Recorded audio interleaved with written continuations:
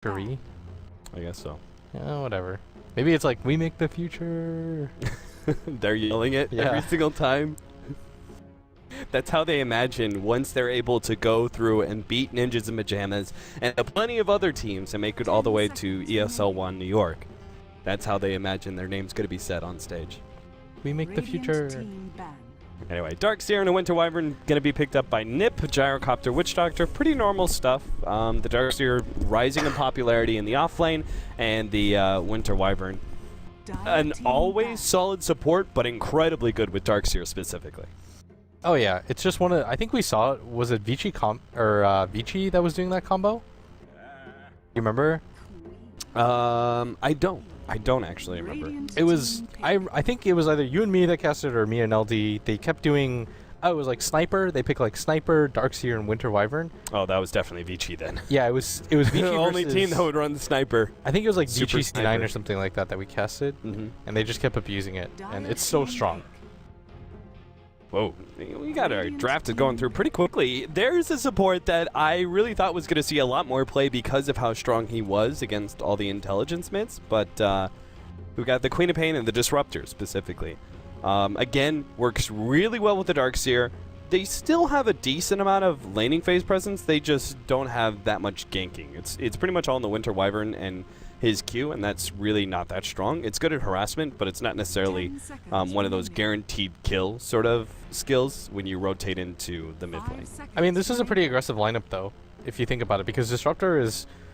It's just flat out, guys, not a passive hero. Like, this is not the hero that you want to be behind with, because it just it does nothing when you're behind. Yes, he is not a... He relocate is like his primary... Or, sorry, not relocate, but Glimpse is his premier ability. And it only really works if you're being offensive, right? Yeah. If you're finding like that extra pickoff, or the only way it really works defensive is still in an offensive nature is when somebody aggressively pushes forward and then backs out, and then you get that pickoff, right? So they try and push down the tower, you rebuff them, and as they back out, you get that one pickoff. But you definitely need to be in control of the game, which for me says you have to get an aggressive carry. Yeah, I agree too. Because the one thing I think they lack a little bit is damage, like burst damage. Winter Wyvern, I guess the curse is okay, and like Darkseer can put out some damage, but it's like guaranteed damage. All you have right now is the Queen of Pain. So I kind of agree with you. I don't know what they'll take with it, but it has. I'd like to see it be incredibly aggressive. Like for me, it's like you need a Gyrocopter. That's like, for me, it's the premier, like you can do a lot from the 15 to 30 minute marker as a Gyrocopter, but obviously that's in the hands Jug of, maybe. Yeah, maybe I was they thinking see. Jug. What heroes? What carries do you prefer against a Bloodseeker? Like for me, all I can think of is like heroes you definitely do not want against a Bloodseeker. For example, like Animage, you don't really want against a Bloodseeker. But what heroes are good versus BS? I think the heroes, like the ones that can stand their ground and fight, especially are really strong. Like the ones that are gonna naturally just sit there, out DPS him, which is typical, especially in the early game. That's why Gyrocopter works really well. You get a BKB, he gets near you, you just pop Rocket Barrage. You BKB if you get something like a Blade Mail, and then you hard counter him. Right. But I mean, like you said, Gyrocopter would have been nearly the perfect carry. Phantom Lancer would have been perfect too. Like Phantom Lancer just scales better than Bloodseeker does. A Gyrocopter, people talk about it being a hard counter, but I don't think it is. So once you run out of Flak Cannon, like the Phantom Lancer just outlasts you. Yeah, you always get... I think the big thing is that his Doppelganger, being able to create more illusions essentially out of that is so big. Yeah. Jug or Luna, probably. One of those two I would really like to see. Yeah, I was actually thinking about the Luna as well. Though I feel like she might be a little bit of squishy on the side. Okay. I was going to say SF2, but I just didn't know how they were going to lane. I think that means the Queen of Pain has to be the safe laner. Yeah. Because it just doesn't make sense to put the SF in the short lane, especially against a lineup like this. It's very rare to run SF safe lane, though the few times that you do see it safe lane is when the matchup isn't particularly strong and it's dire side. Yeah. Because there's never a reason ever to run Radiant SF anywhere else but mid. Oh yeah, just the amount of stacks that you can do at your disposal, and the fact that you can stack for yourself probably makes the biggest difference. But I was gonna say SF2 actually is weird. I know it's like sucks as an analyst because you're like, oh well, could have predicted that, but yeah, you just need a hero that can legit just BKB and fight him. Ooh, aggro tri-lane from We Make the Future. I think the Warlock is mid and the Bloodseeker 1v1 against the Darkseer, which you, as long as you don't miss any CS, you're fine. Oh, it actually might be Era playing the safe lane. Like you said, it's dire, so it's not terrible. The thing is, if you're Radiant with it, it's just don't want a scenario like that. But and I think Warlock actually does pretty well versus SF. It does okay. I think the problem though is you just get out farmed no matter what. Yeah. You just have to get really aggressive with the Warlock early on. Yeah, exactly. As much as you possibly can. In which case, the Queen of Pain can take the solo levels and use them perhaps a little bit better. It can be a bit impactful in the other with the solo mid. And then you also will probably not... There's no kill opportunity for a Warlock against you, or at least there shouldn't be. That's such an interesting pick, though. It really changes the face of this game right now, because if you get a really good double rock off when you get refresher with Aghanims, you can win most fights. I think we saw it, I casted a game with Cuddle Guy in the qualifiers actually, if you remember.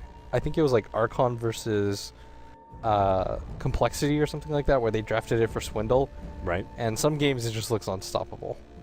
You know what's really good synergy is it works well with the Bloodseeker as well. Right? I mean, you're dropping the rocks, the golems do insane amounts of damage, and you can't run away from them when you've got that Rupture on you. Oh, I guess. And at the same time, you can lay down the silence in conjunction with the rocks. Oh, yeah, exactly. Man, that's a sick the amount AoE of combination is pretty insane for this team. And I think both the AoE silence as well as the cooldown as well as the Warlock ultimate, I mean, you're looking at unstoppable team fight because all of this is going to create space for Gyrocopter, for the Witch Doctor ultimate, etc. So there's the 5 versus 5 aspect of We Make the Future seems unstoppable. Your laning phase has to go well, though, especially if you decide to play this greedy and go for the aggressive. Yeah. And that's why you're going to see Limp in this top lane here, because it is going to be quite hard for them to gank him. Like, that tri-lane is pretty potent. Rubik plus Witch Doctor plus Gyrocopter, but it is a Queen of Pain. She can just blink out if she feels pressure at all. Right. SF can't do the same thing, and game is paused. We're just going to wait a little bit for Limp to reconnect, and there he goes. I was gonna build onto something. Oh, like the only time I see NiP really handedly winning a fight is all about the vacuum Winter Wyvern combination. Like if you get a really good vacuum Winter's Curse, like everything follows up after that, right? The Disruptor ultimate, the Sonic Wave, even the SF ult. Yeah, I mean, the biggest thing that they have is just the fact that they have I mean, they just have so much damage on the heel of their AoE, but at the same time, their ganking ability outside of the Bloodseeker isn't the best. Like, you've got the Bloodseeker who can chase you down with the Rupture, but even that's not very ideal. Yeah. And this tri-lane has to do well. Like, that's the end-all be-all of it. The thing about aggro tri-lanes is, like, you're not going to get a lot of levels, and there's not a whole lot you can do to transition out of it safely. Because if it goes poorly and you're level 3 as a support and a carry at 6 minutes, you're not adding a lot of value to the game. Right. The battle begins. Usually it feels like you have to establish dominance in the first 4 minutes, and even if it is going well, you still have to rotate and do regular lanes at a certain point, just because otherwise you're not going to get so many kills that you'll stay where you need to be. Experience-wise, I really like what NiP are doing here. Right, they're leaving Limp at that top lane, and putting Disruptor bottom. I think that's so smart because the 1 versus 1 matchup, Bloodseeker and Darkseer, like, would you agree that it's fairly even, and it's more on the Bloodseeker just to not make mistakes in CSing to keep his HP up? Yeah, and then he's fine, right? The first few levels, it's going to be really hard. But with the Disruptor here especially, and where the creep wave is, what you're noticing is that Yonasamfan isn't even using mana. He's just passively CSing, which How often do you see this on the Darkseer just using his fists? Right. He just doesn't want to push the lane forward, so Disruptor has more room to zone out the Bloodseeker, right? Yeah, and there's not a whole lot they can do right now because they can't go on Limp at top. Like, Limp's going to skill Blink as soon as he feels like he's in trouble. Otherwise, he can just sit back because the Rubik especially can't really waste mana on using the lift. Right. Especially with the cooldown being 22 seconds long. Like, that's not a lot of offensive opportunities. And even in this scenario right here, like, the creep wave is going to push in. It's going to give him free experience, so it's not even doing bad. And at the same time, Seal Kid's in mid. He's trying to harass out for the SF just to get him an early CS lead. Yeah. So both supports making sure that what would normally be expected as the two solos, they're essentially just making sure that the two solos win their lanes more handedly.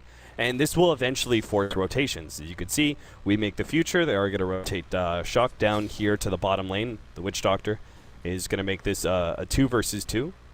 And now, if they want to, Sealkid can go back up to that top lane, and they can have a 2 versus 2 against the Gyrocopter Rubik and probably do all right. Oh, and actually, they might just kill the Witch Doctor here. There's nothing for him to really chain this stun to. Taking too much damage, even the glimpse coming back, but not even necessary is... This wasn't getting the most, it was just harassing the lanes, but with that first blood especially, it's going to change a lot here. Oh, yeah.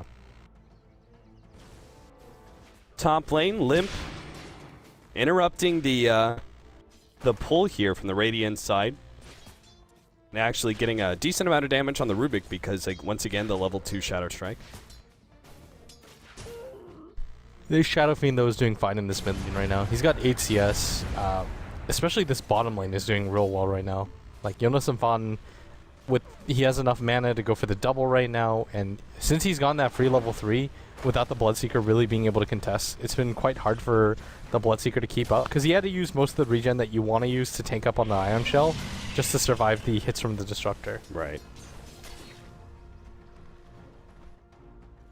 Shock's going to rotate down here. And they had to do this, I think, Cap. There's no way that the tri-lane accomplishes anything at top. Oh, for sure. He just... Like, Queen of Pain is already... We've already seen Queen of Pain off lanes, and it does alright, just based on purely experience and maybe a small amount of CS. So just getting levels on the Queen of Pain that early on is fine, and you've very clearly pointed out there really is no kill potential unless you get some absurd combination with Cask. Yeah, and so it's better to just go to this bottom lane, which is aggressive tri-laning for the most part. But they're just down here to provide some pressure, and so, I mean, something I want to ask you about, Jonas Fan decides to go for the bottle. Is this just because he feels comfortable with how the laning phase is gone and he's not going to get zoned out? Yeah, I would say that at this point in time, like, when I play off lane, if I'm ever going bottle, it's because, 1, I'm in a really good position, and 2, I'm in some sort of 1 versus 1 or 1 versus 2 matchup that is favorable to me, that I'll always be able to get the bottom rune.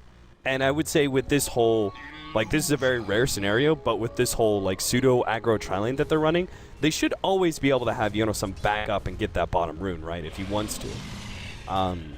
But yeah, it is a little unique in that regard. Normally you'd be seeing the Soul Ring straight up. Might be because of the Bloodseeker too. Just because you don't want to dip low at all to give him that free damage. That's true. But he's just going to force in the waves now, and the Bloodseeker's starting to pick up a lot of farm, but so is the Darkseer as he still leads this in this He's mid actually lane. auto-crowing at the bottom lane, but Krasinski is looking to be very dead. That heal over time, not nearly enough, and they actually send the Rubik right back up to the top lane, so now there's no one to collect that experience that was going to roll in, so...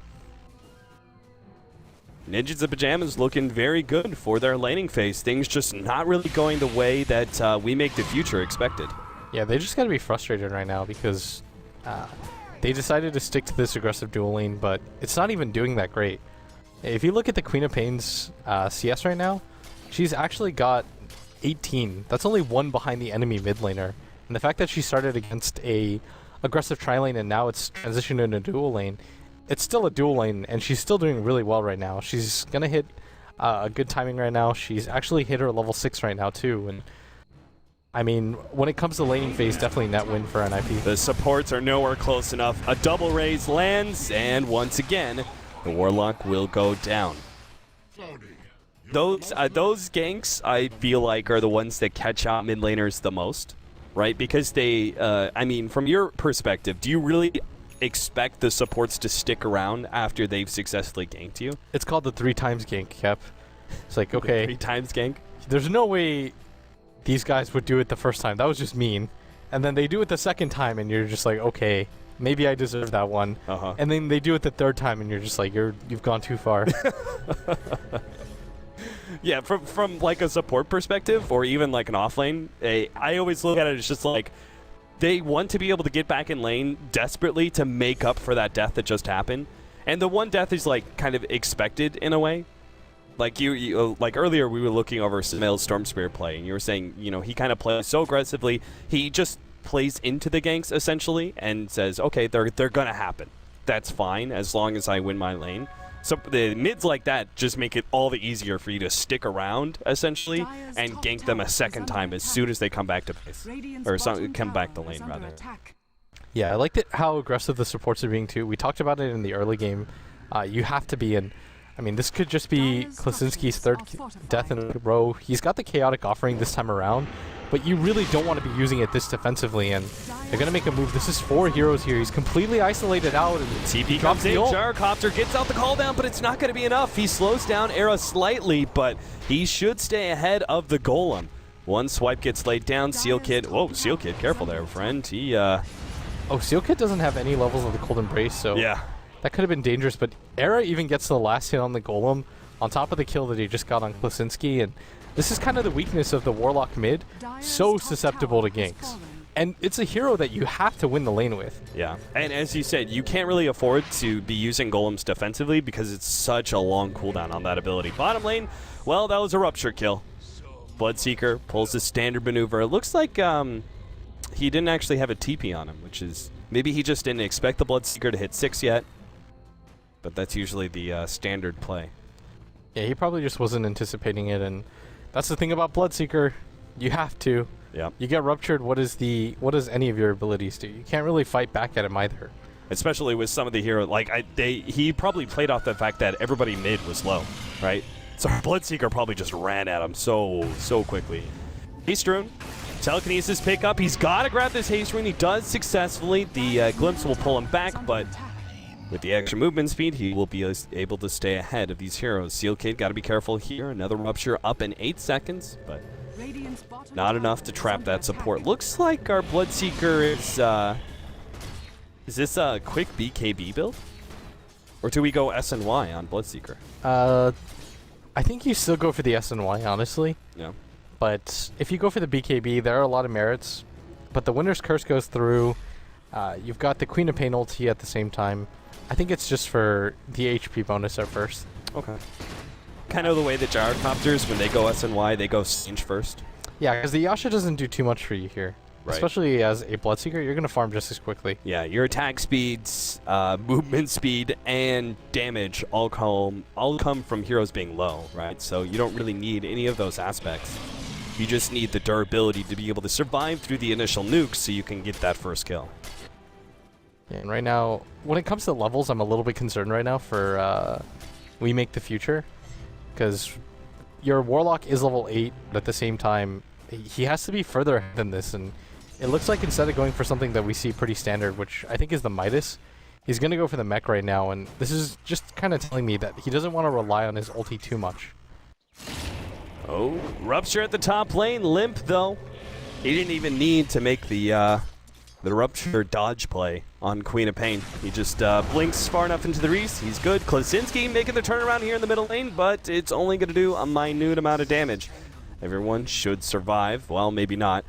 Rubik's coming in. Hanskin gets saved by Era. Chases away the opposing support. Bloodseeker is coming in. He's rather fast. In fact, Era pops the Invis Rune and will be hit by the silence. He's going to be caught here. Era goes down. And finally, We Make the Future managed to get a kill that's worth the trade-off there. I mean, they blew a lot there. There was 3 different heroes in the middle lane against that Warlock, and they managed to get the SF in the end for the Bloodseeker. It's not too bad of a trade. Man, the fact that the Bloodseeker just got there instantly. Yeah. It just glided across the map pretty much. But the Shadow Fiend is definitely a significant pickup. He was the highest level in the game. That's just going to make the Bloodseeker feel really good about what just happened. And when you come to net worth, it actually reflects in that.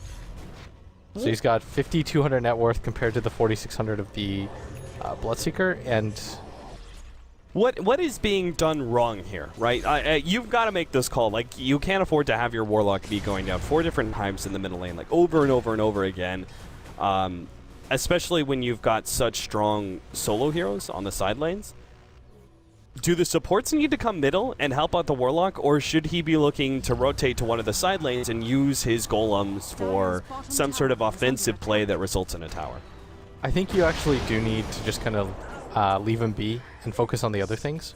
Okay. Like, the Warlock is still going to be useful for his rock, right? Right. Like, yeah, you would like to secure him some more farm here, but it's not like you're going to do a bunch of jungle stacks for him and he's going to come back into the game, and ganking for a Warlock at the same time isn't always the most fruitful option. Like, if you gank for a Warlock and it fails, he's probably had to invest the Chaotic Offering. Oh, large amount of boost damage going to the Bloodseeker, but he's managed to survive here. The Glimpse actually pulls him away from that TP. Oh, he's so tanky. And they will be able to get the kill. Hanskin with the Rupture on him. He's going to TP out, and the supports can't actually stop him, so Ninjas of Pyjamas walk away 1 kill richer. That being said, their Darkseer did go down in the bottom lane.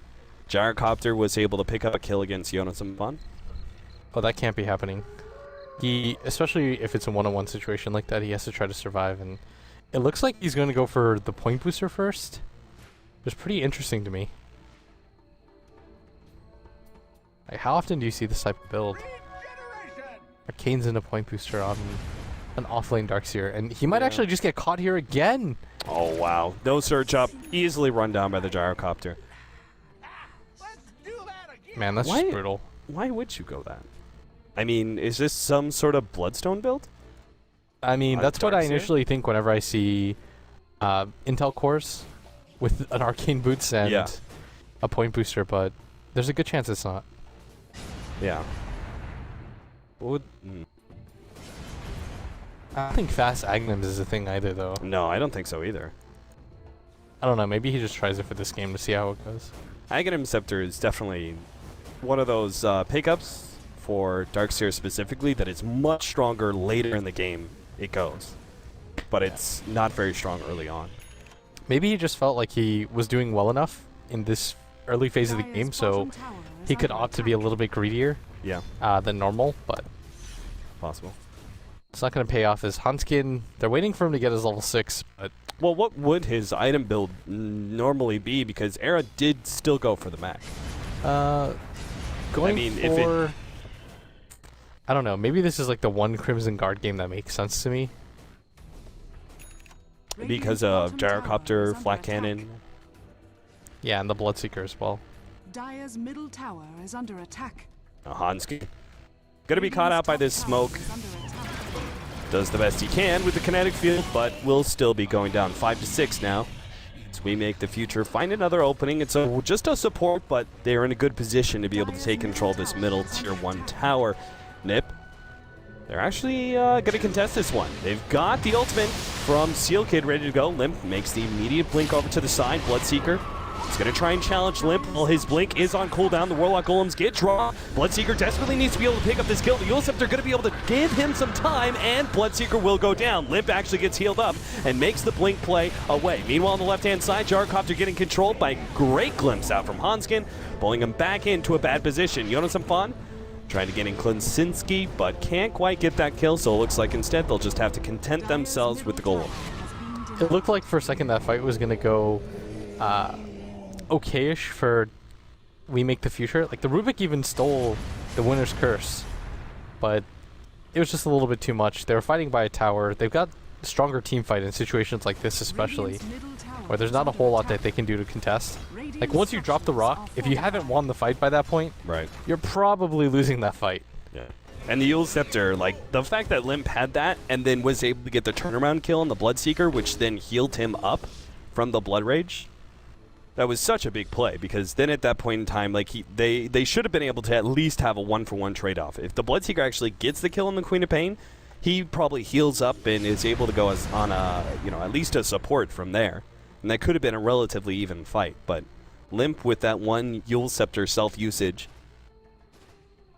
managed to turn things around pretty well for Ninjas of Pyjamas, and now We Make the Future Going to be losing some towers, it looks like. Ninjas of Pyjamas are going to go ahead and 5-man up to this tier 1 at top lane and maybe give up their offlane tower in response. Yeah, this gyrocopter has been hitting away at this tower for quite some time now. This isn't the type of tower that you want to give up either. You never want to just give up a tower that had half HP and then just get right-click steadily by a carry.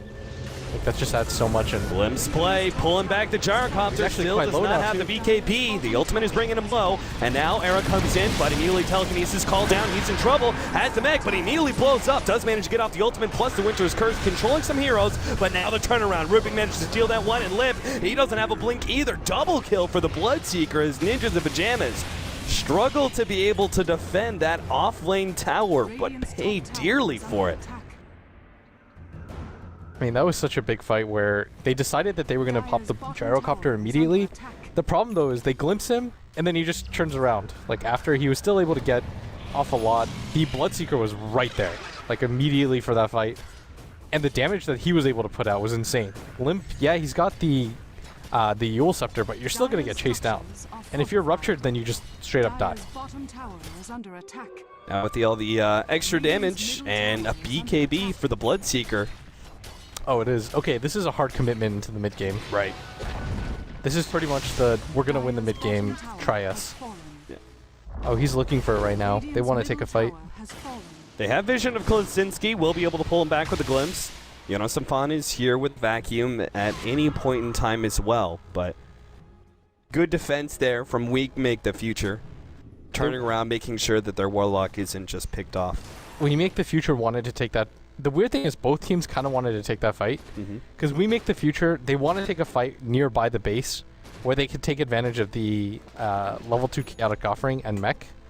Like, they want to try to take this fight right now so that they can immediately go for the high ground push right after. And I think NiP have to realize that and say to themselves, we can't get over aggressive here. You really only have one attempt at this if you're We Make the Future. Like, if it goes disastrously, you get 5-0 wiped, and they went for all of these mid-game items, then it becomes real rough. 4-man into Roche. They do have Yono-Samfan with his soul booster already. Split pushing up the top lane. Era's trying to make the best of his jungle to finish out the BKB, which is going to be very necessary in the next fight, particularly that ultimate. He has to get off the ultimate in these fights, I feel, against the Gyrocopter and the Bloodseeker. The right-click damage is too important in these fights. He needs to be able to get off that damage reduction. Yeah, that's what I was just going to talk about, because if you get the damage reduction off, then you've got some options, but We Make the Future, they're actually going to grab the Aegis, and I mean, I thought their lineup was really cool, and it just gets cooler as they've taken some measure of map control in this game now, as their Bloodseeker is just behind that Gyrocopter when it comes to net worth, and I mean, NiP is the much more renowned team. I think they were like one game away from making it to TI, or into the wild card. Yeah, they took third in their qualifier. Yeah, for We Make the Future to be this close, pretty impressive right now. Is they've got a lot of map control, especially with that Aegis. They start getting good teamfight ultimates, especially with the Fatal Bonds on top. Just starts bringing everyone low for the Bloodseeker to run over everybody on the enemy team. They're going to have a Gyrocopter with the BKB soon as well. It is so hard right now for NiP to take any sort of fights. I feel like Blink Dagger was such a necessity. That's where I was kind of leading to when I was talking about Ninjas of Pyjamas and their potential 5-man team fight. It's all on the Bloodseeker Winter's Curse combo, which I feel means the Blink Dagger is a necessity for the Darkseer because his vacuum is all important. Yeah, the other thing too is that Seal Kids now had that Winter's Curse stolen twice. They can't afford to do that, and this up-close smoke, this is what I mean, like, they want to go for these fights so close near the base where they can drop the rocks and immediately take racks after it.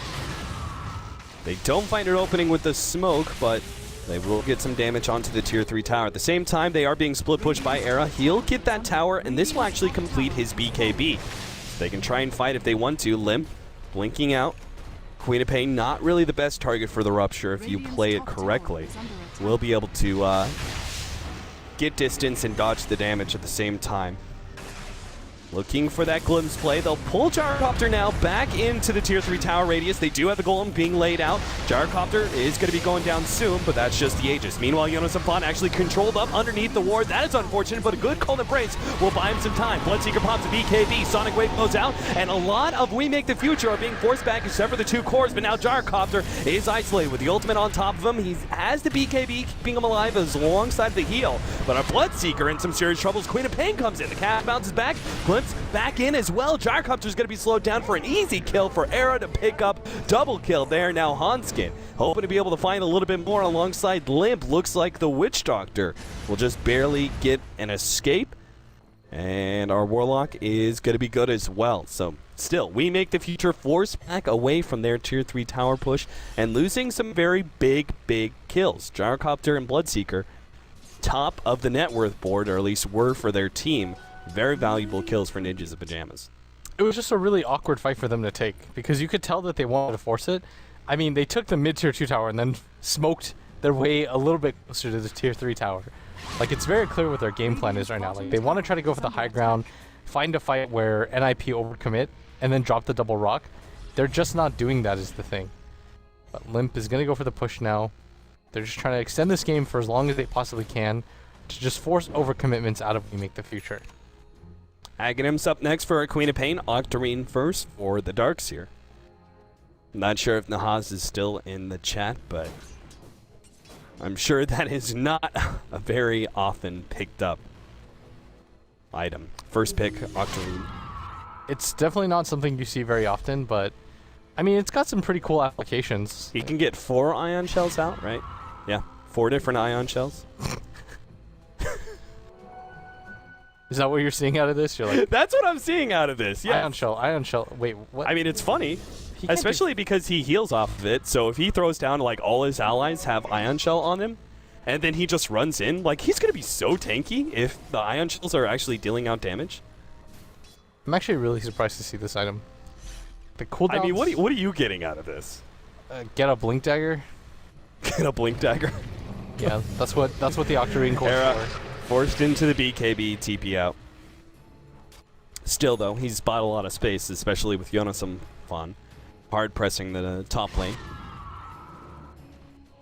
I mean, there's just so little right now that I can't believe you just gave me that look. Like, you didn't even have anything else to offer about the Octarine core. Like, what am I gonna say? It's just not something that you see very often. You know what though? I like Jonas and Fawn's builds though. I like the ideas behind them because I remember one game at MLG he got an Aghanim Scepter on I think Legion Commander, and I was like, what was this for? But then once I thought about it, I was like, okay, the idea makes sense. It just wasn't the game for it necessarily. But yeah, he's got a lot of different ions just going at the same time. His hero's lighting up purple as he just continues to heal from it. All right, tier 3 tower down. This is We Make the Future's opportunity to cripple Ninjas of Pyjamas in this first game. The smoke up already from Limp. Looking for his opportunity for a big Sonic Wave. Is going to go in the background. They're going to go for Klaczynski first. Try and pop in. The Sonic Wave misses, but they're still controlling him. Meanwhile, the Vacuum does manage to get a couple there with the Wall of Replica, but Era is going to be forced back. The Witch Doctor Ultimate is on top of him, and so too does the Golem fall against Seal Kid. They easily pick up that kill. Klaczynski will go down, but he already got out what's important. The Golems are out, and the 2 other cores are still okay. Bloodseeker's trying to fight up, protect the Gyrocopter as best as possible to TP away, but a Yule Scepter and a Vacuum both there to be able to stop him. And now Glimpse back. Bloodseeker's going to be caught as well, and We Make the Future. Is he though? No, is he going to be caught so damn fast? Limp ahead of him. They need a disable. Who has it? Oh, they didn't get anything. That's what I mean. You're not catching up to that. When half of your team is low and he's running at 700 move speed, like, that's absurd. That's like 4 Crystal Maidens running at once. That's how you should look at it. But that was just 4 Crystal Maidens. That was a little bit too much of an overcommitment. Like, they used the Rupture to keep the Shadow Fiend back, but NiP just perfectly pincered them. They left them no options to move in that fight. And you can't continue to do this if you're We Make the Future. No. Like, this is a type of lineup that eventually runs out of ammo. Like, once you start losing those BKB charges, this Bloodseeker immediately went for the BKB, so his item progression is going to be pretty much null. Like, once he has a 5-second BKB and an SMY, what is he really going to do for you? You have to win these engagements when you commit this early. Feels like at this point, We Make the Future, they had an advantage. They kind of lost it with the first team fight. And then they were on even grounds with Ninjas of Pyjamas going into that second team. I lost that one. And now they have to do something to get an advantage. But what is it? I mean, do they smoke up and just go for a pickoff and then uphill? Do they wait out Roshan? What's the best play here, Blitz? I mean, you've got Roshan to work with. You still have some measure of map control, but the later this game goes and the more that the game splits up, you probably just start to lose. You might just need to take these fights a little bit cleaner. Like, I almost feel like they're over-forcing the execution here. But they might have to at this point, because the gyrocopter is completely stagnated when it comes to item farm. He's only got an 8-second BKB, and once NiP decide to go for this, it's going to delay the overall push even longer. Like, this is kind of a win-win situation. Like, if you catch the gyrocopter, you force the 7-second BKB, and you force them to wait for the cooldown and reset. And that's all NiP are waiting right now for, the resets constantly. Yeah, and if you win the fight, you could take Roshan for yourselves, in which case you just buy yourself 5 minutes, where We Make the Future are not going to be willing to 5-man push against you. Yeah, you're noticing them actually just running away. They smartly assess that the gank is coming, smoke gank is coming. They're pinging or drawing out kind of sloppily both sides of it, but this is just going to prompt NiP to go for the push, I think. Yeah, might as well take the free tier 2 while they can. And if We Make the Future try and defend it, I mean, at the very least, you try and force out golems and back out. Yeah, like, even if they lose the fight, right, their death timers are still going to be low enough that they should be up by the time We Make the Future get to the base, and then they don't have golems. That was always when the push meta was so big back in like Dota 1. It was about Death Prophet, it was about Warlock, Undying. Like, those heroes had very long CDs with some of their abilities, but they were such big team fight and pushing abilities that they would usually just be able to end the game by like 25, 35 minutes. And that's why you needed to be able to be aggressive and force those abilities to be used outside of the base. Shadow Shaman was another great example of a hero like that. Yeah, but the problem, I think, with those heroes, especially with Warlock, is that you can't really farm. Like, Shadow Shaman and Death Prophet both have ways to nuke out the wave. They can do stacks. Like, they can do plenty to work with, but Warlock is one of those heroes that you just, the laning phase is everything. Like, if you can't get the Midas, you can't get a good laning phase. Like, you're getting this mech at 20 minutes, it doesn't really change too much for you. This Aghanim Smite, though, I don't know if he had it in the previous fight. I have not seen double golems. Yeah, there's no way. So this double golem might make some difference, but it has to at this point, because they're kind of running out of ammo, like I said, with this strategy. Hanskin here to potentially find a pickoff or intercept the gank, one or the other. Good war positioning, making sure that Limp is able to push forward aggressively and not get caught. And it looks like Hanskin is actually going to be able to sneak away scot-free as well. Yeah, they're gathered around this bottom lane, and part of the reason why they're doing this is to set up for the Roshan, but at the same time, if you're going to take a fight, if you're an IP, you want to take it so far outside the base, and they're going to try and blow up Klosinski here. The heal from the Witch Doctor is not quite enough as the wall comes in as the death blow. The turnaround wall is there from our Rubik. Jonas Afan going to be forced into a TP out, and there's no disables to stop him. Blink away, and Ninjas of Pyjamas look to be getting a very clean escape here after a pick-off on one of the cores. Yeah, and after Klosinski died, the Bloodseeker comes in, he uses everything, but he's already used his BKB. They managed to use the Glimmer Cape to save Rubik for a little bit. BKB going to be used on the Gyrocopter, and there goes so much of the fighting power of the Turkish team. Yeah, it's a 7-second BKB on both of their cores who opted to rush it. Again, like I've been saying all game, their item progression isn't really being there. Like, the beginning of the game was awesome. Like, they pushed a lot of towers. They were able to get the Roche advantage, but from since then, it's been a little bit tough. And now Sealkid's got the Glimmer Cape at the same time. I like Era's build too, by the way. He's going to do the break apart of S and Y. He's going to disassemble that, complete Silver Edge, which is really good versus Bloodseeker.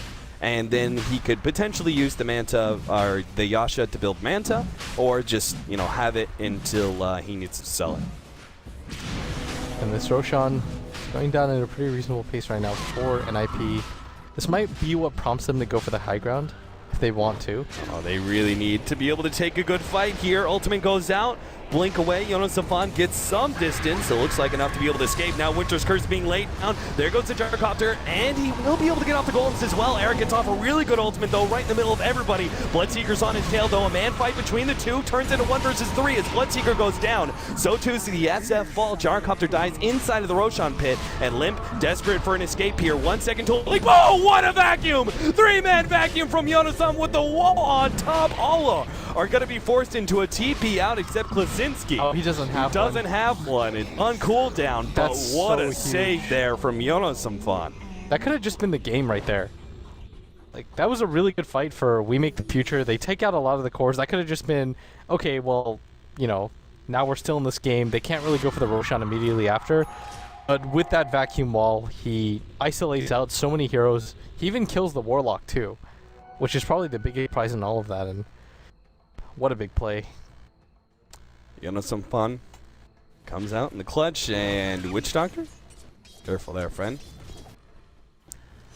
That 21-second CD on vacuum. He's in multiple team fights where he's got to be able to get 2 different vacuums in, which is usually very hard to do. It has to be a really long, drawn-out fight. What's the default cooldown? 30. 30? Oh, that is pretty significant. Yeah. It's Oh, even better than the old track vacuum back. now. Jonas Safan, TP away once again, but the cast will stop him. Rubik is being brought a bit low, but there's just too many from the Radiant side. Ninjas of Pyjamas will back out, and this may actually force them to give up Roshan. Buyback from Jonas Safan. He's going to challenge. Limp, though, oh, he's got no HP and, more importantly, no mana. So Roshan, who was already low, is going to be taken nice and quick. Seal Kid coming in. Oh, Seal Kid's going to go for it. He's really going to try this one. Air's coming in as well. Jonas Safan, they managed to get the Gyrocopter, the Aegis, and now the fight's going to turn bad for Ninjas of Pyjamas. Air's getting so low They're already. going to be forced into BKB, gets off the ultimate. The cast continuing to bounce around between the 2 supports in the back. Gyrocopter will lose his Aegis now.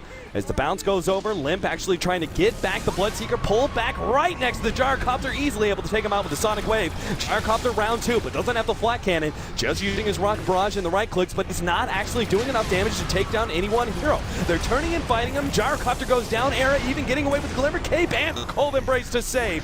Klasinski using that extra damage, trying to finish off any one hero, but he just can't. Klasinski's going to go down as well, and they will clean up every single hero of We Make the Future, as the Rubik only delaying the inevitable at this point. Yeah, and he does a good job of trying to juke, but Limp is going to get... Wait, he died? What? What? He died to Fatal Bonds? Oh, really? Yeah. All right, he's going to be pretty displeased about that, but... I don't... Was there a golem still up? I might have missed it. No, he actually didn't get him up. It just came off cooldown. That's the thing. You're Is right. I think they could have won that fight if it wasn't for that, but... Oh, yeah. I mean, still, NiP get the last hit on the Roshan. They give up the Aegis, and they still manage to take the fight. Just really good play by their supports right there.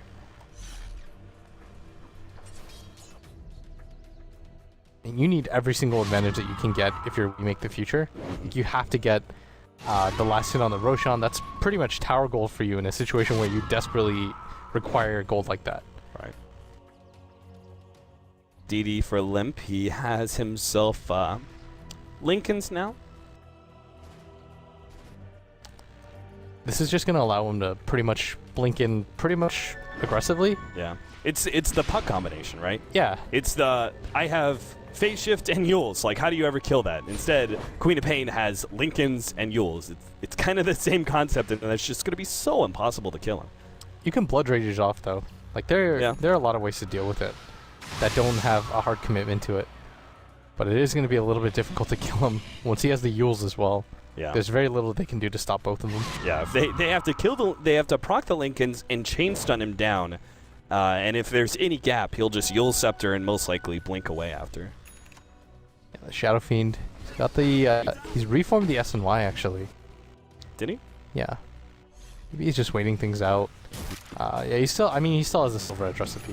He's for sure going to go for it. Yeah. And this is going to help a lot because the Bloodseeker only has a 5-second BKB now. So if he pops his BKB wasted, then you can get rid of the Thirst. And that would be so huge in this fight.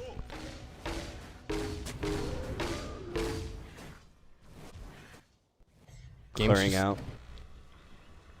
Ninjas the Pyjamas just moving their way through the jungle and keeping the lane split push. They know they have a pretty big advantage, I would say, in the late game. Maybe not super, super late, like Gyrocopter, Warlock with Refresher. Like, it's kind of dangerous, but they should have a significant advantage around the 45-minute mark.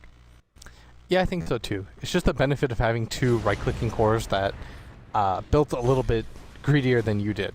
Yeah. Like, there's no BKB on the Queen of Pain. She's gone for pretty offensive items. And Era in kind of a similar boat too. He's only got a 6-second BKB, but... Here comes the smoke to the top lane.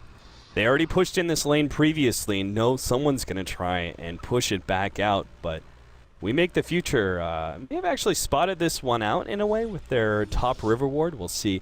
Smoke's going to be able to catch a couple here. Glimpse back, and they're going to try and control Klaczynski as best as possible. Sonic Wave goes out. Still not enough burst damage, though. He has the mech as well and will fall back and survive. Jonas Amfon's going to be picked up by the telekinesis. Surge is stolen. Not much there, though. Era prompting the ultimate. Ooh, Great Cat is going to be able to do a lot here. Limp on the side is going to try and blink away from the Bloodseeker. Ultimate goes out from Era, but the supports are low. Era fighting up against Klaczynski. Can't get that kill either. Gyrocopter now chasing for more. Bloodseeker is going to be able to catch up to Limp. It looks like the silence will land and finish him off. Jonas Amfon up next as he's already low enough. Back over to Era. Looks like BKB going to be popped. TP out. He will be successful. Jonas Amfon, he's not getting away from this one. It looks like Blink is not going to be up in time. Double kill for the Bloodseeker, and we make the future. Right back in this game, ready to 5-man down mid, even if they don't have the Warlock ultimate. Yeah, and you still have to respect that at all times. Like, there's a lot of team fight on the side of we make the future. You've got the Witch Doctor Death Ward, which deals an insane amount of damage, and he's not even the focus of anybody in these fights. And NiP just aren't executing the combo, I feel, to the fullest. Being able to use that Darkseer Vacuum into the Winter's Curse.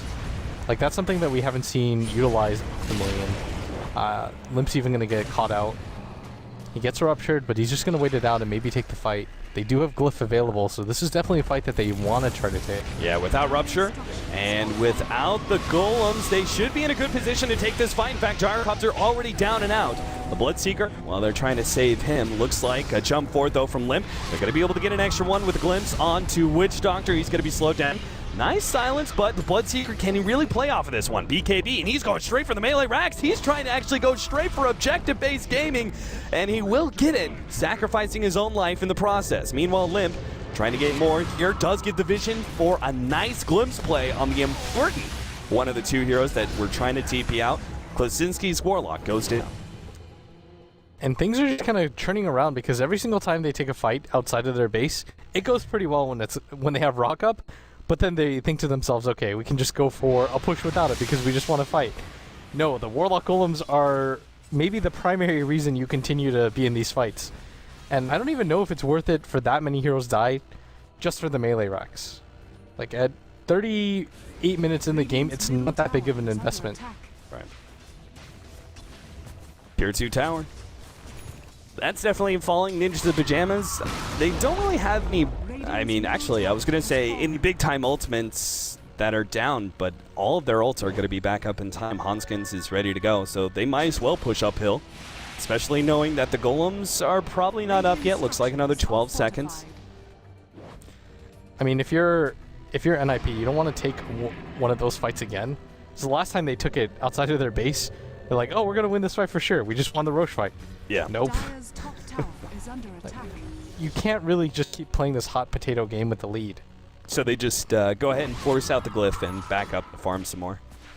Yeah, for sure, because you know now that the Warlock Golem is up, why bother contesting that at this phase? You're not getting enough out of it. Like, you don't panic if you're NiP because you realize, okay, it's one set of racks, we're still in this game. If anything, they're probably still ahead.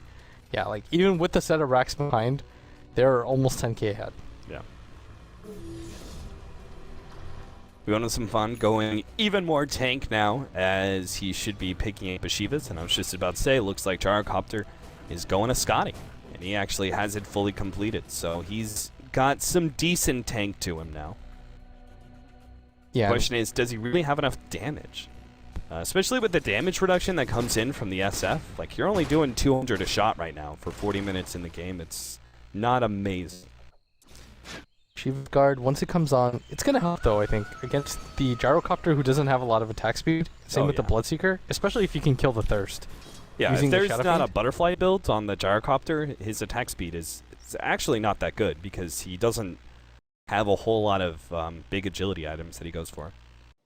With the Scotty, with the drums, like they're overall stat items, right? They give you everything, but there's no real focus on agility. All right, so if you're NiP, you probably just wait for the next Roshan, honestly. Yeah. Maybe look for 1 or 2 pickoffs. Get some map control using the gem and a smoke. And if you look for a pickoff and you get one, great. If not, not too big of a deal, but we make the future in a similar position where they want to try to get aggressive here. Smoke up, push out. Look for the pickoff that allows you to do Roshan. The problem is, you don't have fun just TP it away from that top lane. I think this is going to alert NiP too. Oh yeah, I mean, it's super obvious at this point in time. I think they knew beforehand, but once the creep wave pushes in to that tier 3 tower and still no one's defending it, you know that they smoked up. Which is probably why they're going to the high ground here, Secret Shop, and making sure that they don't get caught out by that smoke. I mean, both teams right now are desperately just trying not to lose near their base, because that would pretty much mean racks for either side, and the Roshan is going to be in so much, but it's so much easier for the Dire to just get the high ground, and they're actually going to bring back the Rubik. Do they have vision of this? Yes. Glimmer Cape, Silence getting laid down by the Bloodseeker, though. And it does create a little space. Already, Era has been ruptured up. The Golem's being dropped. Seal does get off of Winter's Curse with the vacuum on top. Wall over. But Gyrocopter still manning up against Era. Ultimate goes up from Era. Fighting up 1 versus 2. We'll be able to claim 1. And now the Bloodseeker, he's going to go down as well. The Ghoul Scepter now the complete turnaround as Era will survive through all of this. Oh, he still doesn't go down. 5 heroes down on the side of We Make the Future, and the 2 cores still up for Ninjas of Pyjamas right in front of the Roshan pit. Should be a free Aegis and Cheese. I mean, even with Era taking that much damage, they walk away with not a lot of damage taken. That was pretty much the full brunt that We Made the Future had to offer at the same time. And they were still able to hold in these fights. So this is going to mean a really positive sign for them, as Era's going to pick up that Aegis most likely. I would say that Limp Yonasan Fan might be the better target, but he doesn't really do anything. It's probably going to be... Okay, they just left the Cheese in there. Jonas has got it, and he's also got his Shivas if he just buys it out right now. In fact, Limp is going to start going for that typical right-click build that you see on Queen of Pains by this point in time. This should be an AC, right? No Moon Shard Quap. Yeah, I guess the Mjolnir also is kind of pointless. Yeah. You just need to make your team a little bit tankier as a whole. And things like getting a Shiva's to attack speed slow, and then you've got the AC at the same time. It's going to help a lot, and it's actually fully completed. Like, they've got AC, they've got the Aegis plus Cheese. I think this is going to signal for them, at least, that they can get aggressive now. Oh. Did you mention this? The Aghanim Scepter on Hanskin? Oh, I didn't. Dang. Yeah. He's got Blink Ags, too. Yeah, that's going to be a big one. Up against 2 very obvious BKB-dependent carries. I mean, they're already in a bad position where 5 seconds just doesn't seem to be enough for them to do a lot in a team fight. No, it's just... And then now they could potentially just go down underneath that ultimate from the Disruptor before the up it. Part of the reason why you get it is just for... Or, like, the 5-second BKB, even 1 or 2 seconds of that is going to be used for maneuverability. Right. So it's like... It's actually only 3 seconds-ish of the magic immunity is what it really feels like. This top lane, it's going to get pushed in. Everybody from We Make the Future is so far back right now. Will they really expect the 5-man smoke straight uphill, though? Bloodseeker could have been a potential target, but he's actually built into a Basher now. I don't disagree with that. It just feels like he's still kind of squishy. I mean, he's just underfarmed is what it is. Yeah. This phase of the game, and they're going to take this tower relatively uncontested. That's a satanic SF with an Aegis. Yeah. Like, you know how hard that's going to be to kill him? Yeah, he's essentially got 3 different lives in this fight. This is a really unreasonable fight for them right now. But you have to defend it because you can't just give up a Rax. Starting things slow here. The Gyrocopter's flat cannon is down. That's usually at least a decent ability to be on cooldown for you to force a fight, but Their middle lane is pushing in as well. Are they going to back up and defend that instead of going uphill? Seems like they're still a bit skittish. I think you just want to push in the lanes if you can. There's no reason not to this phase of the game, because if you lose a fight, you've got exposed Rex mid. Things are still kind of dangerous. I feel like even if they had gone for it there, it wouldn't have been the worst idea in the world, but maybe they just don't want We Make the Future to be able to gain an advantage off of that. 19 to 33, 45 minutes in, you can see the top 3 net worth on the board is all Ninjas of Pyjamas, which should be a rather large net worth lead for NiP. Over 15,000 by this point, 30,000 experience, but still, We Make the Future have such strong team fight that it's still not completely determined who's going to win this next engagement. Jump in, looks like they're going to start things off, trying to go on Jonas upon, but he quickly turns things around, especially with his allies coming in. Backing him onto 2, Sonic Wave as well, Rubik and Bloodseeker both fall. And now, well, they might be forced into buybacks here, I'm sure, as Ninjas of Pyjamas prepared to 5-man down the top lane. The Rubik buys back into the game, but that doesn't scare you whatsoever. No, they're going to force out the Bloodseeker buyback, and even then, they'll probably still keep going. They do have the double rock, though. The refresher just got completed on Klasinski. He actually has to do so much in this upcoming fight. Slowdown is there. Range Frax falls. Are they really trying to wait things out with the Bloodseeker? Vacuum gets laid out. Now, there goes the buyback. 1 golem being laid out. Witch Doctor ultimate as well, but a quick retreat from Ninjas of Pyjamas. They're actually getting away. Golem still catches Hanskin. He's fall. Ninjas of Pyjamas are just going to make a retreat. Hanskin died so fast. Yeah, but that's pretty much the ideal way to play against a Warlock, right? I mean, you just forced out double rock and only lost a support for it. It's still, they still managed to hold the melee racks, which means a lot. But it does cost you the refresher. Like, I don't know if they hold that without Klasinski's refresher. Yeah. Like, the second rock was really what kind of caved that fight in for NiP. At that point, they're just like, we're not going to take this. It's way too dangerous. It seemed like We Make the Future didn't even consider the possibility that NiP were going to back away from that team fight. I mean, you saw the way the rock was positioned pretty far back, the first rock was, and so they had to use the second rock to even catch people. The Witch Doctor's ultimate, which he has Aghanim Scepter for, was positioned very defensively. So Era's just kind of farming out these golems now. He actually hits so hard. Once he gets something like a butterfly too, I don't know how they're going to bring him down. No butterfly or anything like that, or MKB coming anytime soon on any of these cores. Gyrocopter goes butterfly next, right? Yeah, I see him building a Helmet Dominator, but I presume that's not going to finish out Satanic. I think he needs damage right now, more than anything. And he has to not get Winter's Curse, but yeah. NiP, I think they correctly realized that there's no refresher on the Warlock that's up. The cooldown on his ultimate is up as well. It's because it's such a long cooldown. SN what? Just the immediacy of the stats for SNY? I guess. This is like your one fight moment, right? Yeah. Like if you lose this fight, the game's probably over because you and one other person don't have a buyback. Yeah. So might as well buy out the SNY. Not going to be able to hold out for the Abyssal. Era starts pushing forward. He's got the cheese to back him up, so he can be the frontliner here.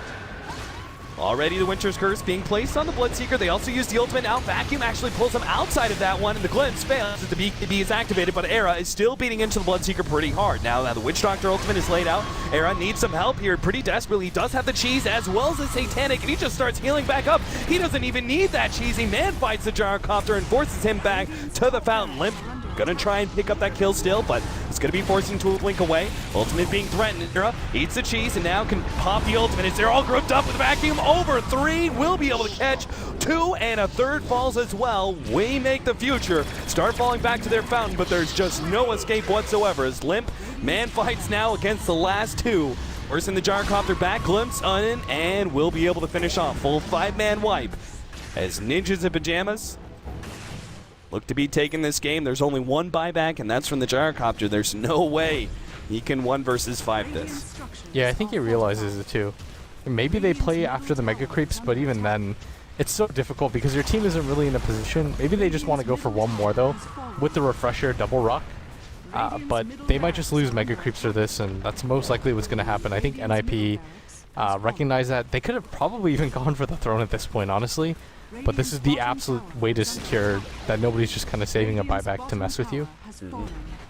But NiP killing all the buildings right now. Mega Creeps and even diving in for a Witch Doctor. Hanskin almost dies there for Witch Doctor. No chance to survive against that. Still though, We Make the Future are going to be at least 4 up rather soon. 20 seconds. Golem being dropped. Second round being dropped as well. Managed to get the vacuum though. Pretty well stolen by the Rubik, but it just doesn't matter. Era's too big. Satanic allows him to heal back up to full once again. And Limp. Oh, Yule Scepter to dodge. The last little bit of damage from Fatal Bonds, and they are good. GG. Here's the call. Game number 1. It took a while, but game number 1 does go to just the Pyjamas. I mean, NiP just knew that all they had to do was break, not bend. Wait, no, it's bend, not break. Like, all you have to do is bend, not break. Yes. You just hold on, because eventually they're going to run out of steam. But, I mean, credit to We Make the Future, because